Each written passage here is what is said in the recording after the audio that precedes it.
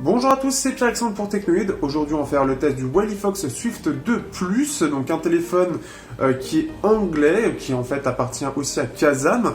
Il a l'avantage d'avoir CyanogenOS, sauf que Cyanogen est mort, donc WilyFox reprend la main sur le développement des ROM et Nougat sera fait par WilyFox et non plus par Cyanogen qui est maintenant enterré. Donc un téléphone qui est assez sympa, là vous avez dans la description l'album photo, l'autonomie, les caractéristiques ou encore le lien d'achat.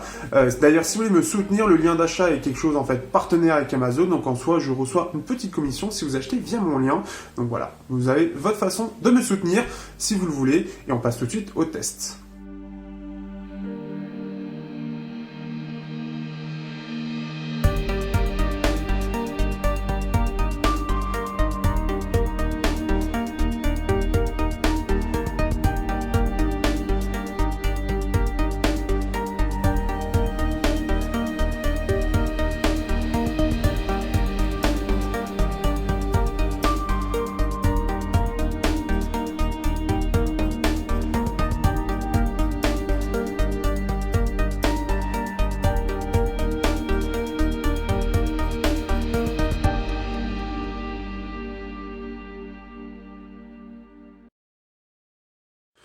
Au niveau du design, on se retrouve avec un smartphone qui est typiquement dans un design assez chinois, j'ai envie de dire, mais qui a l'avantage d'être en métal et surtout d'avoir des finitions qui sont vraiment pas mal. Comme on peut voir, c'est bien ajusté.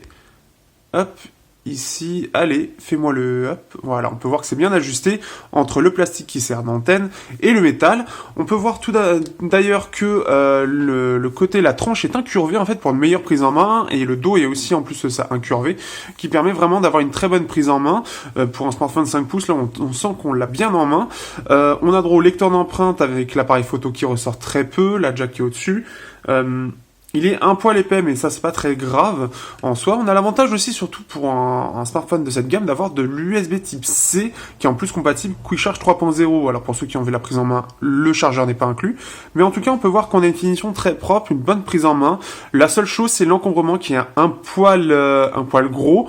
Surtout en fait au niveau du bezel ici, qui est vraiment énorme, je trouve, surtout par rapport au haut. Ça c'est un peu dommage, on dirait que c'est un peu quelque chose qui aurait pu être rogné, je pense.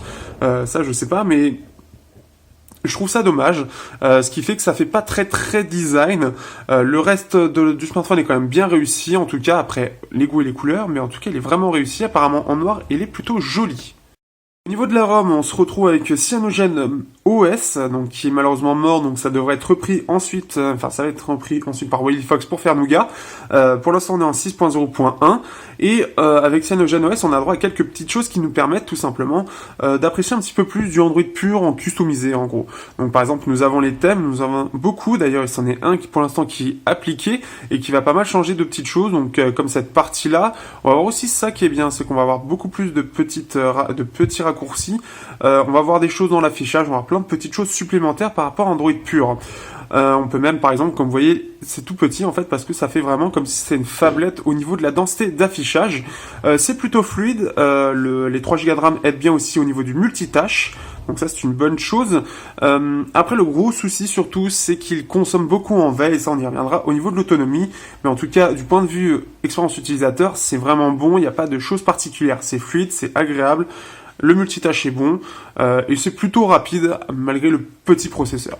Au niveau de Geekbench, le Snapdragon 430 est pas très performant côté CPU puisqu'on fait un score de 631 et 2073, ce qui correspond au score aussi du Snapdragon 616-617. Donc c'est pas très performant, on peut trouver mieux dans cette gamme, mais ça reste correct plus ou moins. Ça reste un petit peu décevant, mais ça s'en sort. On est en dessous par exemple d'un 820. Là où les performances sont bonnes, c'est l'Adreno 505, donc la partie graphique du processeur qui est plutôt bonne avec l'écran HD. On peut se permettre d'avoir une bonne performance globalement sur ce benchmark sur GFX, puisqu'on est plus performant qu'un Pro 6S ou encore qu'un iPhone 5S. On est un peu moins performant qu'un Pro 6 Plus de chez Meizu, ou encore on est plus performant que le S7 qui lui est en 2K aussi, ou Redmi Pro, ou le MX6, ou encore, il y en a plein d'autres, le Huawei Nova aussi, le Honor 8, parce qu'ils sont tous soit en 1080p, soit en 2K, donc forcément, là le côté HD aide beaucoup, donc ce qui fait que pour les jeux, il n'y aura pas de gros soucis. Concernant l'autonomie, donc là on a un Snapdragon 430, une batterie de 2700 mAh et un écran HD de 5 pouces, ce qui fait qu'on s'attend à une autonomie de 5h30 voire 6h30 écran allumé. Sauf que ce n'est pas le cas dû au fait que le système Cyanogen Mode, comme vous pouvez le voir ici, consomme beaucoup et consomme beaucoup trop. Ce qui fait qu'en termes de veille et même derrière en fait dans le système pendant qu'on l'utilise, eh bien il consomme, et ce qui fait que l'autonomie elle arrive rarement au-dessus de 5h30. Il y a une mise à jour qui fait que ça l'a amélioré, mais sinon, globalement, c'est toujours en dessous de 5 heures. Donc ça, c'est problématique, et ce qui fait que l'autonomie est vraiment moyenne par rapport à ce à quoi on peut s'attendre, en espérant que la mise à jour Sunuga règle ce problème.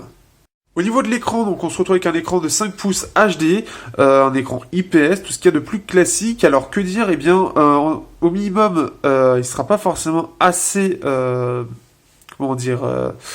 assez bas en termes de luminosité. Au maximum, c'est plutôt correct. Les couleurs sont plutôt bonnes, on peut aussi les modifier dans les paramètres d'affichage. On a aussi un mode nuit pour le côté justement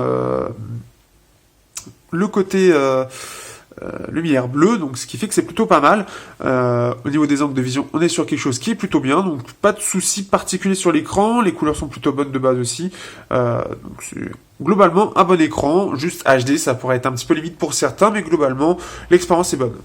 Au niveau du son, on se retrouve donc avec un petit haut-parleur qui est surtout sur les aigus, un petit peu sur les médiums, mais il n'y a aucune base, donc ce qui fait que là-dessus, ce sera pas fait pour la musique, ce sera plus fait pour les vidéos, les notifications, mais le haut-parleur est très très basique. Au niveau de la jack, par contre, c'est tout le contraire. On a un jack qui est assez bassieuse, ce qui fait que ça va pas mal faire ressortir les basses plus que tout le reste. Donc, ce qui fait que ceux qui veulent quelque chose d'équilibré vont être un petit peu déçus. Au niveau des détails, ça commence à manquer aussi. On sent qu'on est vers de l'entrée de gamme. On touche le point sensible de cet appareil, le point noir, c'est l'appareil photo. L'appareil photo qui est donc un 16 mégapixels. À l'avant, on a droit à du 8 ou du 5, je ne sais plus sur le coup. Mais on a un appareil qui n'est pas extraordinaire du tout des deux côtés. On va manquer surtout énormément de détails. Donc hop, ici une petite photo de très bonne qualité de moi, et on voit que par exemple au niveau de ma barre, il n'y a aucun détail, quoi. C'est limite, c'est de la peinture, le bordel. Donc ça, c'est vraiment moyen. Aussi sur le côté photo en extérieur, là on est très très moyen en termes de détails, en termes de couleurs, en termes de juste de la qualité du rendu global de la photo. À peu près tout est mauvais en fait, c'est ce qui fait que même sur les réseaux sociaux, juste pour montrer à la limite un paysage, mais c'est tout. C'est-à-dire que la photo sera rarement belle à regarder, donc vous pouvez voir l'album photo dans la description, mais c'est vraiment pas terrible. Au niveau des jeux, déjà on l'a vu dans les benchmarks, les sauts étaient plutôt bons. Dans la réalité, c'est plutôt pas mal aussi. C'est-à-dire que autant sur Space Marshal que Unkilled ou Geometry Wars, il n'y a pas de ralentissement particulier. Quelques-uns peut-être pour Unkilled, qui est assez gourmand en ressources, mais globalement les jeux vont bien tourner grâce au fait que l'écran est HD, donc ce qui fait que ça va beaucoup moins consommer que sur les écrans Full HD avec le même processeur. Donc ça c'est une bonne chose, c'est un bon choix. Donc pour ceux qui veulent jouer, ils n'auront pas de soucis particuliers, les performances seront bonnes. Que dire de ce Wily Fox Swift de plus? Eh bien il est plutôt pas mal, il a pas mal de bons petits points qui font qu'il est sympa. C'est-à-dire que déjà, donc il a une très bonne finition, c'est vraiment le point fort de ce téléphone. Il a l'USB type C avec donc du Quick Charge 3.0. Malheureusement, le chargeur n'est pas fourni. J'aimerais bien votre avis sur la question. Est-ce que vous trouvez que c'est dommage que le chargeur n'est pas fourni, ou au contraire ça vous dérange pas parce que vous avez déjà plein de chargeurs chez vous? Ça c'est vraiment la question que je vous pose.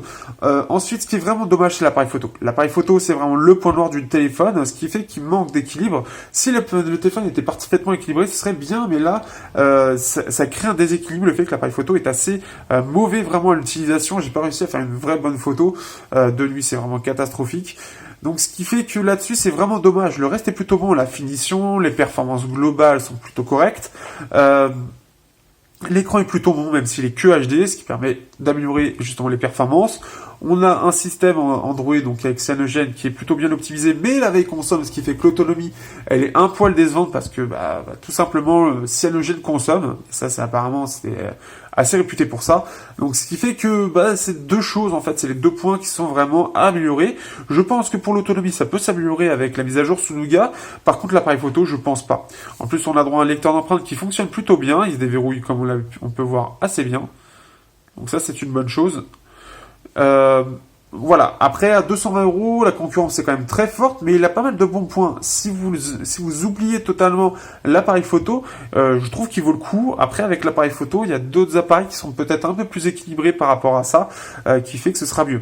Après, ce qui est dommage aussi, c'est aussi la jack qui est très basseuse de base, et ce qui fait que pour ceux qui veulent quelque chose d'un petit peu plus équilibré, d'un peu plus neutre, bah, ça va être difficile à avoir, surtout que l'égaliseur n'est pas d'une très bonne, n'est pas très intéressant à utiliser.